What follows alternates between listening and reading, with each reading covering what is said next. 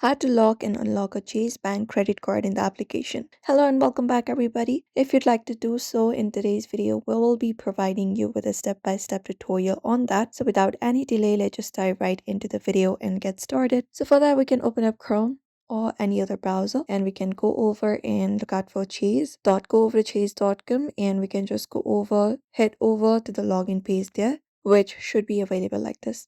So first of all, you can enter up your username in this username field. Right below it, you can enter up your password and just go ahead and confirm it up.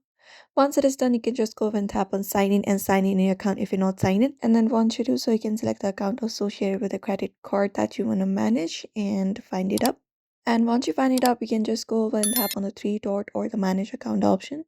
So go ahead and tap on it and the menu pops up on your screen.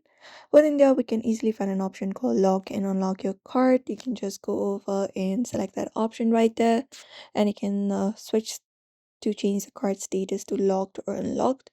You can just go and do so. And when you lock it, what happens is it stops new purchases, cash advances, and balance transfers, and may still allow using digital wallets for recurring payments. But if you follow the exact same steps and unlock it, you'll receive a confirmation message once it's unlocked, and the card will be ready to use once again on your device. And that's it. So therefore, that is it, everybody. You may follow this method to unlock and lock a Chase Bank credit card in the application. So we hope this video was helpful. Give this video a like and subscribe for more tips and tutorials.